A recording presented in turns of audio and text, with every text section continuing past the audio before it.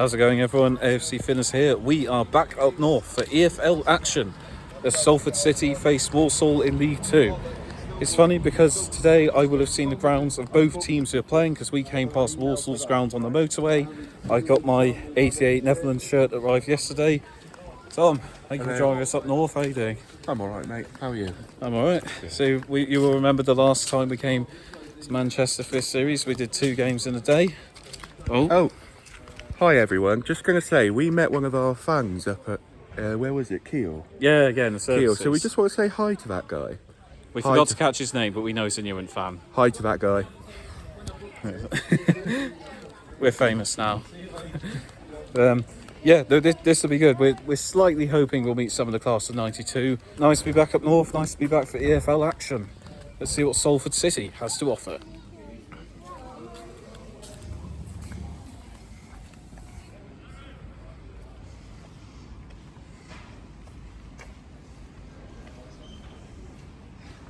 Yep. There he is. You comfy, Tom? Ah, lovely sunny day. Stone Roses reference. You love to see it. I like this. I feel like they've done exactly what they need to with this ground. And some lovely scenery around it too.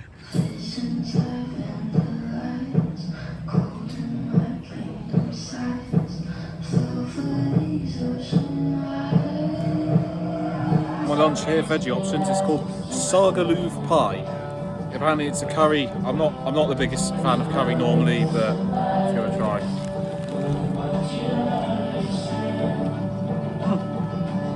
It's alright to be fair. A lot of veg. Can't complain. Does the job. You have to get the pie up more off, don't you? How you feeling, Tom? You comfy? Coping in the heat? Too hot. It's alright, the heat wave's nearly over. I hope so. Should hope so too, Peter. So, kick-off is half an hour away. Let's take a moment to find out a bit about today's hosts, Salford City. Salford City were founded in 1940 as Salford Central. After spending several years in local amateur leagues, they were promoted to the Manchester Football League in 1963 and changed their name to Salford Amateurs, which produced their nickname, the Ammies. They earned promotion to the Premier Division in 1969 and went on to win the Lancashire FA Amateur Cup in 1971. They'd win this tournament again in 1973 and 1975. Their cup success that decade continued, with them winning the Manchester Premier Cup in 1978 and 1979. During this time, they dropped the Amateurs from their name and moved to their current home of Moor Lane. They merged with Anson Villa and entered the semi-professional Cheshire League in 1980, and soon invited to North West Counties League. In 1990, they changed their name to Salford City, and also entered the FA Cup for the first time. In 2002, despite reaching 97 points in the league, they missed out on promotion to Prescott Cables on goal difference. In 2006, they won the NWCFL League Challenge Cup, and they achieved promotion to the 8th tier in 2008. Their first season in the Northern Premier League started terribly, with them at one point 15 points off safety, and they only achieved their second win of the season in March. However, results soon started to improve, with 8 wins in the last 10 games completing the Great Escape, sealed with a 5-2 win at Garforth Town on the final day. After a few years' stability in the Northern Premier League, their fortune to be changed forever when they were taken over by former Manchester United players Ryan Giggs, Nicky Butt, Paul Scholes and Gary and Phil Neville, also known as the Class of 92. Success soon followed, with Anthony Johnson and Bernard Morley leading the club to a title with 15 wins in the last 17 games. Things would get even better the next season. They reached the first round of the FA Cup for the first time, and a historic 2-0 victory over Notts County on live TV saw them into a second round, when they lost to Hartlepool in a replay. Victory in the playoff final saw Salford promoted again, and they were now in the National League system for the first ever time. In 2017, the club announced that they were turning professional. It was announced the stadium would be renovated too, and things would continue to get better. They won the National League North with a game to spare, and the next season fought for promotion whilst David Beckham bought a stake in the club. They narrowly missed out on the Football League, but would fight again soon enough. In the 18-19 campaign, Salford City reached the National League playoff final, sealing their first ever trip to Wembley. A 3-0 victory for Salford meant for the first ever time they would play in the Football League. Their first season there saw them finish 11th, after the league was decided on points per game. They also reached the EFL Trophy final, where they faced Portsmouth. The final was postponed to March 2021, but it was well worth the wait, as Salford defeated Pompey 4-2 on penalties. They've remained in League 2 ever since, and have truly established themselves there, and after 7th place finish last season, they hope to continue their incredible rise under the class of '92. Overall, they've won 1 National League North, 1 Northern Premier League Division 1 North, 1 EFL Trophy, 2 Manchester Premier Cups, 1 North West Counties League Challenge Cup, and 3 Lancashire Amateur Cups. And a bit of trivia, in 1986, Salford City were promoted to the First Division of the North West Counties League despite finishing 18th in the previous year, due to a restructuring of the pyramid. So those are our hosts, Salford City. Let's have a look inside their home, Moor Lane. Yep, Oasis are on, and we see a rainbow. Beautiful stuff.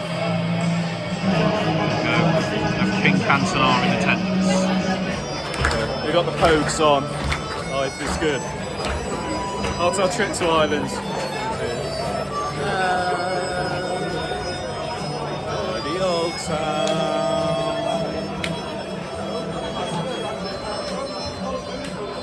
I met my love by the gasworks wall.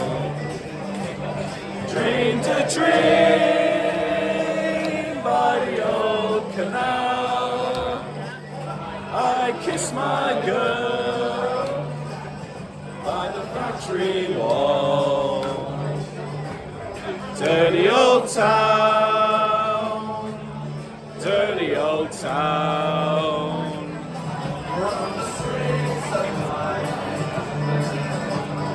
Dirty old town, dirty old town.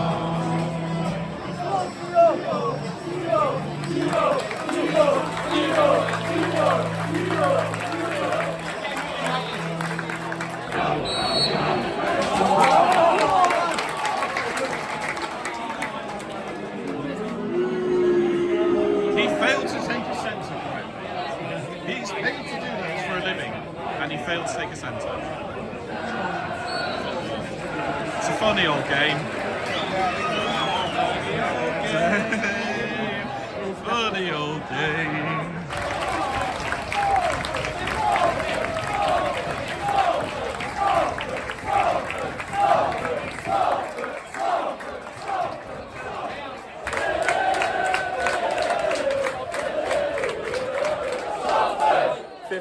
In, it is the Cheltenham boy, Matt Smith.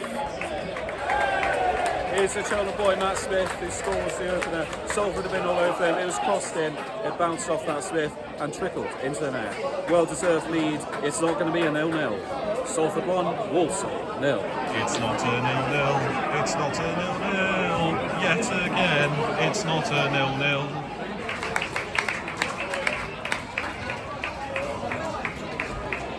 So at half-time, Salford do retain their deserved lead.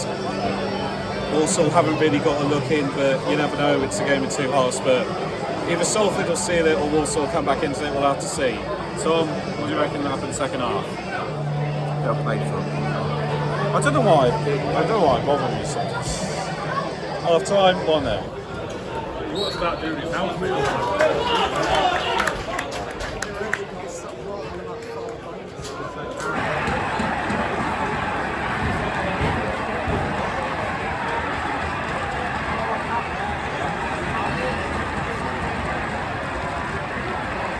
Just short of the hour mark, and out of nowhere, Walsall have levelled it. They hit Salford on the break, it's been crossed in, perfect looping header from Freddie Draper. All of a sudden they're back in it, all to play for, 1-1.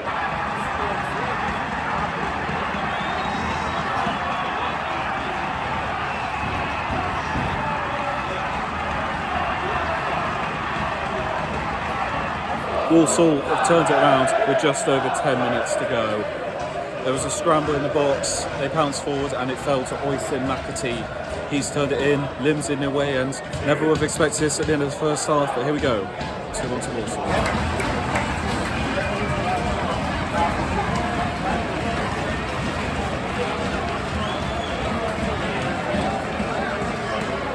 So a tight game ends with the away side being victorious. Like I said, I would never have expected that at the end of first half, but like they say, it's a game of two halves.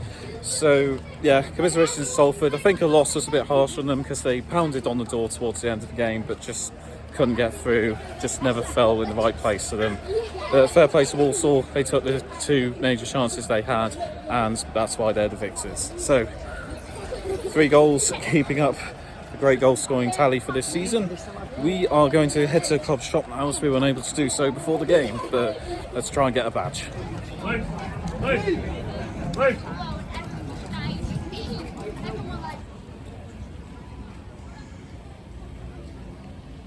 Sadly, no pin badges available in the club shop.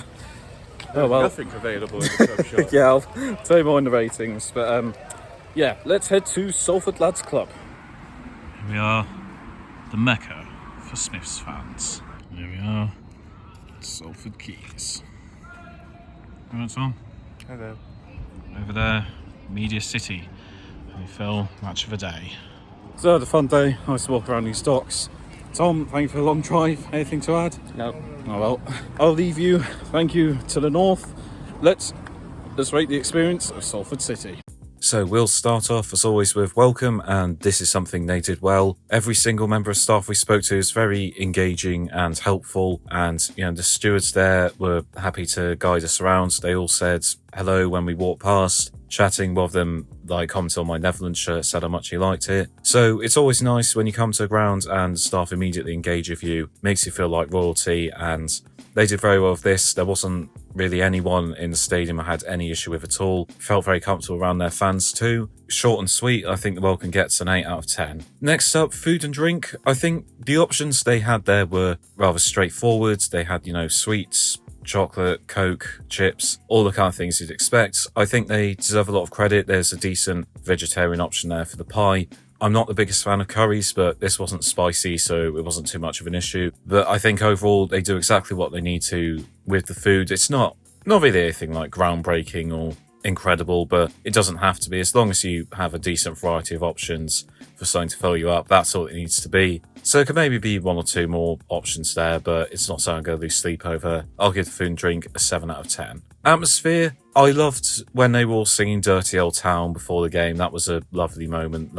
Any ground that plays the Pogues before kick-off definitely gets my approval. And they were very encouraging fans, got behind the team, but I think there were large points where I felt the atmosphere was rather flat. I do understand that with the rise Salford have had in recent years, it will take some time for the fan base to catch up with them, so it's not anything I'm going to hold against them, but there were just points where it was a bit quiet. But I'm sure as time goes on and more people will start coming to the club, they'll develop a stronger fan base or generate more of an atmosphere. So I'd say it's a work in progress, but I'll probably give the atmosphere 4.5 out of 10. Stadium, I think most clubs I've been to around the sort of National League level would give a limb to have this stadium. I think it's exactly what a ground needs to be for a club that expects a couple of thousand fans. 4 stands with no gaps in between. You've got a standing area. Everywhere has a really good view of the game. You got a decent screen. Fair play, they thought this out really well. I really liked the floodlights as well, how they were in the shape of the Salford crest. I thought that was a really cool idea. So fair play to them. It's not easy to completely renovate a stadium, but they've managed to do it to a T. And it's clear that if Salford go further up, there'll probably be room for expansion. One critique I would have is the club shop, because we came in, we couldn't see it. And when we came inside, we asked them where the club shop was, and they were like, oh, it's outside on the other end. You'll have to go there after the game, which was a bit disappointing. And then when we went into a club shop, they didn't have any pin badges, and there were quite a few other people there who just wanted like a certain size kit, and they're like, we don't have that. So nobody else in the club shop was actually able to get what they want. So they really need to think that through, because the club shop was just a little porta cabin in a corner outside. They really need like a decent size shop somewhere like properly inside the stadium, or like when you come in, because that was just by the away fans, and the away fans probably aren't going to have much interest in the Salford club shop. All I could see for sale in there were shirts anyway. There wasn't much merchandise, so I think they really do need to think about their club shop, get some more merchandise. And then we asked about the pin badges. They said, oh, we will get them soon, which to be honest doesn't mean anything to us because we wanted them then, but there's not really any excuse for that. The season started, pin badges are quite easy to make.